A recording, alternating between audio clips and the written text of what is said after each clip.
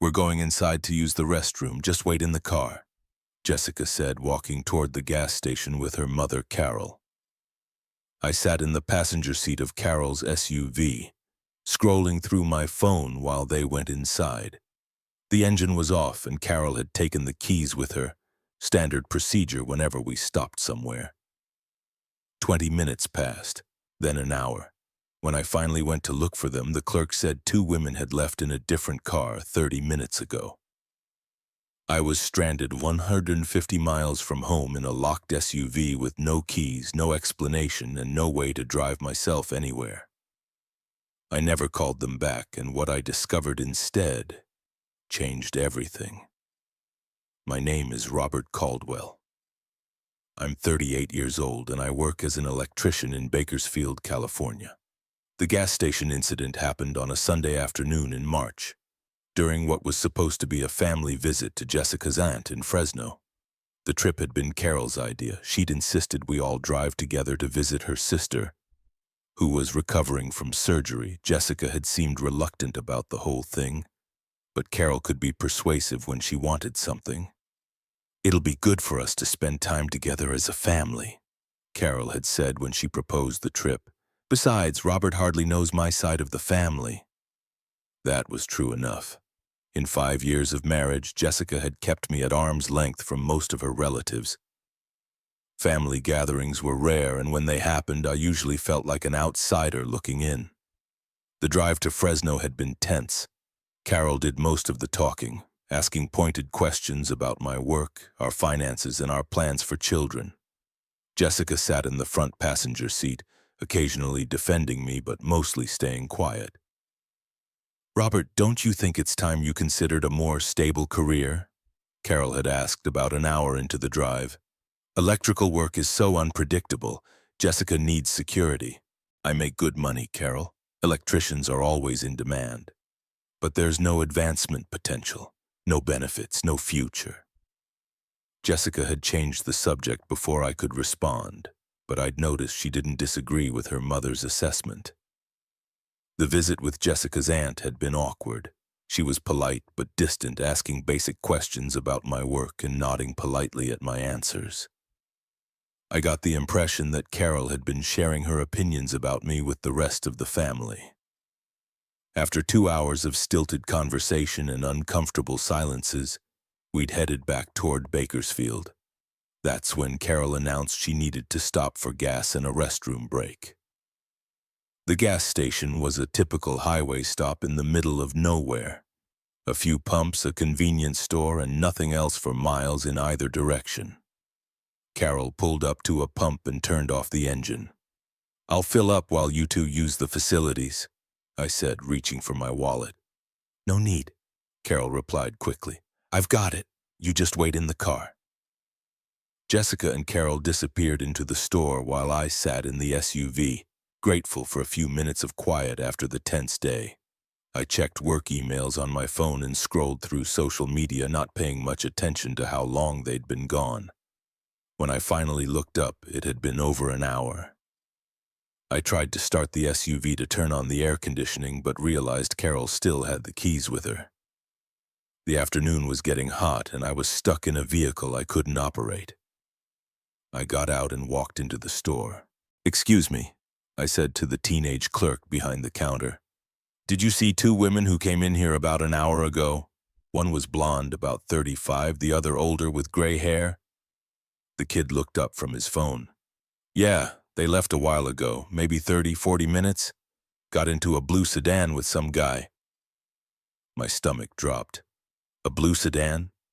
"Yeah, older car. They seem to know the driver."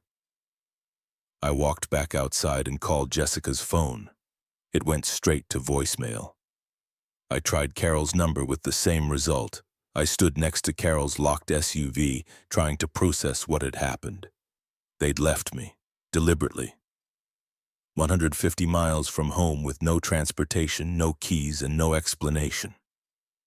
I considered my options. I could call a rideshare, but the cost of a 150-mile trip would be astronomical. I could call a friend to pick me up, but that would mean admitting that my wife and mother-in-law had abandoned me at a gas station. I could rent a car, but the nearest rental agency was probably hours away. Instead, I did something that surprised even me. I called my brother Mike, who lived about an hour north of where I was stranded. "Mike, I need a favor. Can you pick me up? I'm at a gas station off Highway 99. "What happened to your truck?" "Long story. Can you come get me?" "On my way." Mike arrived 2 hours later in his pickup truck. He took one look at my face and didn't ask questions until we were on the road. "So what really happened?" I told him the whole story. Mike listened without interrupting, his expression growing darker as I explained how Jessica and Carol had deliberately abandoned me. "Rob, that's not a prank. That's psychological abuse. It's complicated." "No, it's not. Your wife left you stranded in the middle of nowhere. There's nothing complicated about that." Mike was right, but I wasn't ready to accept what that meant for my marriage. The drive back to Bakersfield gave me time to think. Jessica and I had been having problems for months. She'd been distant, critical, and increasingly influenced by her mother's opinions about our relationship. But I'd assumed these were normal marriage challenges that we could work through. Being abandoned at a gas station suggested something much more serious. When I got home that evening, Jessica's car wasn't in the driveway. I checked my phone for messages. Nothing. I called her again, and again it went to voicemail. I spent the night alone, replaying the day's events and trying to understand what had really happened. By morning, I'd reached a conclusion that would have seemed impossible 24 hours earlier. I wasn't going to call Jessica back. I wasn't going to demand an explanation. I wasn't going to beg for her to come home. Instead, I was going to find out what she'd been hiding. The first clue came when I checked our joint bank account Monday morning. Jessica had withdrawn $3,100 in cash over the past 2 weeks. Money I hadn't known about because I rarely looked at the account statements. She'd been planning something for a while. The second clue was in our bedroom closet. Several of Jessica's favorite outfits were missing, along with her jewelry box and photo albums. She hadn't just left me at a gas station, she'd been planning to leave me entirely. But the most revealing discovery came when I checked our home computer. Jessica had forgotten to log out of her email account, and her recent messages told a story I hadn't suspected. For the past 3 months, she'd been corresponding with Trevor Navarro, a guy she'd dated in college. Their exchanges had started innocently enough, reconnecting through social media, catching up on their lives. But the tone had shifted quickly from friendly to intimate. The most recent emails revealed that Trevor lived in Phoenix and had been encouraging Jessica to leave California and start fresh with him. He'd even offered to help her move and get established in Arizona. The gas station abandonment suddenly made sense. Trevor had driven to Fresno to pick up Jessica, and Carol had been part of the plan. They'd used the family visit as cover for Jessica's escape. What they hadn't expected was that I wouldn't chase after them. If watching someone discover their spouse's elaborate escape plan makes your heart race, hit subscribe. Because Robert's about to show them that some people are stronger when they're abandoned than when they're controlled. Instead of calling Jessica or demanding explanations, I spent the week quietly investigating. I used online tools to track Trevor Navarro's social media accounts, confirming that he'd been in Fresno over the weekend. I found records showing that Jessica had been looking at apartments in Phoenix. I discovered that she'd opened a new bank account in Arizona. Most importantly, I found evidence that this wasn't a spontaneous decision. Jessica had been planning her exit for months, using our joint resources to fund her new life while pretending everything was normal at home. On Friday evening, exactly 1 week after the gas station incident, Jessica finally called. "Robert, we need to talk." "I'm listening." "I know what happened last weekend was wrong. Mom and we made a mistake." "What kind of mistake?" "We were trying to teach you a lesson about taking our relationship for granted. We thought if you had to work to get home, you'd realize how much you needed us. So you planned to abandon me." "It wasn't supposed to be abandonment. Trevor was just giving us a ride to his hotel. We were going to come back for you after a few hours." "Trevor Navarro," Silence on the line. How do you know about Trevor? I know about the emails, Jessica. I know about the apartment hunting in Phoenix. I know about the bank account. Robert, it's not what it looks like. It looks like you've been planning to leave me for months while using our money to fund your escape. That's not true. Then come home and explain it to me in person. I can't. I'm in Phoenix. With Trevor. Yes, but it's temporary. I just needed space to think. How much space do you need? I don't know. Maybe we should make this separation permanent. There it was. The real purpose of the gas station abandonment. Not a lesson or a prank, but the first step in Jessica's planned exit from our marriage. If that's what you want, then I agree. Really? Really. I'll have divorce papers drawn up this week. Robert, wait. Maybe we're being too hasty. Maybe we should try counseling. You don't want counseling, Jessica. You want me to chase after you and beg you to come back, but I'm not going to do that. What do you mean? I mean you made your choice when you left me at that gas station. Now I'm making mine. The conversation ended with Jessica realizing that her manipulation had backfired. Instead of making me desperate to win her back, the abandonment had shown me exactly who she really was. Over the following weeks, I learned more about Jessica's relationship with Trevor and her mother's role in encouraging the affair.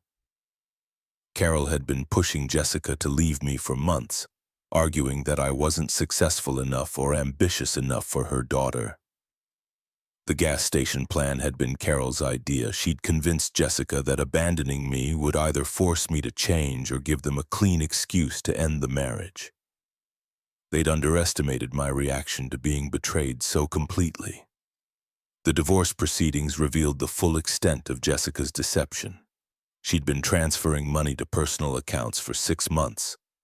She'd been making secret plans to relocate to Arizona. She'd even consulted with a lawyer about the best way to leave the marriage without losing financial support. But Jessica had made one crucial mistake. She'd assumed I would be desperate to reconcile and would accept any terms she offered. Instead, I documented her financial fraud and presented evidence of her systematic planning to abandon the marriage. The judge was not sympathetic to Jessica's claim that she deserved half of our assets after committing adultery and attempting to steal marital funds. 6 months after the gas station incident, the divorce was finalized. Jessica received minimal spousal support and was required to repay the money she'd taken from our joint accounts. She and Trevor had already broken up by then.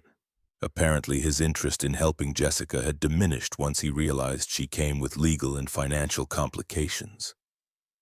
Carol's reaction to the divorce outcome was predictable. She blamed me for not fighting harder to save the marriage, as if being abandoned 150 miles from home should have inspired me to pursue someone who clearly didn't want to be married to me. A year later, I was living in a new apartment, had been promoted to senior electrician at my company, and was dating Alexis, a nurse who appreciated reliability over drama. Alexis found the gas station story unbelievable when I first told her. She actually left you there? With her mother's help. And you never called them back? Never. That's the most confident thing I've ever heard. Alexis was right. The gas station abandonment had been designed to make me feel powerless and desperate.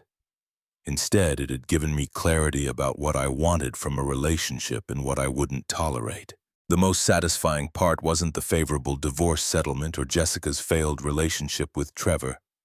It was the realization that some betrayals are so complete that they actually set you free. Jessica had tried to teach me a lesson about taking our relationship for granted. Instead, she'd taught me that some relationships aren't worth preserving, no matter how much history you share. 2 years after the incident, I drove past that same gas station on my way to a job site. I stopped for coffee and stood in the same parking lot where I'd been abandoned. But the memory no longer carried any emotional weight. Worst because it revealed the depth of my wife's betrayal. Best because it freed me from a relationship built on manipulation and control.